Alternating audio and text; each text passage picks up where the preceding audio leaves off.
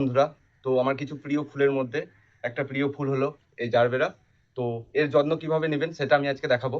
ঠিক আছে? প্রথম কথা হচ্ছে যে মাটিটা যেটা করবেন সেটা হচ্ছে যে ড্রেনেজ যুক্ত মাটি করতে হবে। মানে এর সাথে বালি-টালি মিশাতে হবে।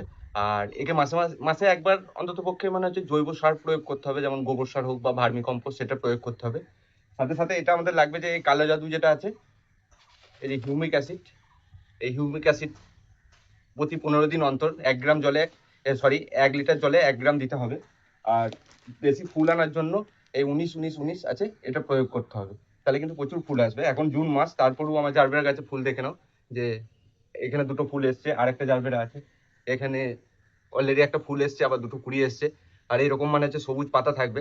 আর জল তখনই দেবে যখন মানে হচ্ছে যে উপরের অংশটা যদি শুকিয়ে যায় তারপরেই জল দেবে। তার আগে জল দিও না। বেশি জল দিলে কিন্তু মানে হচ্ছে এই যে শিকড় পচা রোগটা, শিকড় পচে যাবে আর গাছটা নষ্ট হয়ে যাবে। আর প্রত্যেকদিন ৪ থেকে ৬ ঘন্টা সূর্য আলো দরকার। অনেকে বলে যে জারবেরাটাকে ছায়াতে রাখবো। ছায়াতে রাখলে কিন্তু গাছটা ঠিকঠাক হবে না, ফুল ঠিকঠাক দেবে না। তো চেষ্টা করবেন যে ৪ থেকে ৬ ঘন্টা যেন সূর্য আলো পায় সেরকম একটা জায়গায় রাখলে কিন্তু প্রচুর ফুল দেবে। আর এরকম মানে হচ্ছে পাতা হবে। আমার কতগুলো পাতা দেখো এখানে গাছটা সুন্দর।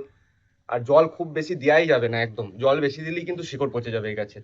তো এরকম ভিডিও পেতে অতি অবশ্যই আমাদের সাথে থাকবে। আর চ্যানেলটাকে সাবস্ক্রাইব করে রাখবে। আর ভিডিওটা ভালো লাগলে অতি অবশ্যই লাইক আর কমেন্ট করতে ভুলবে না।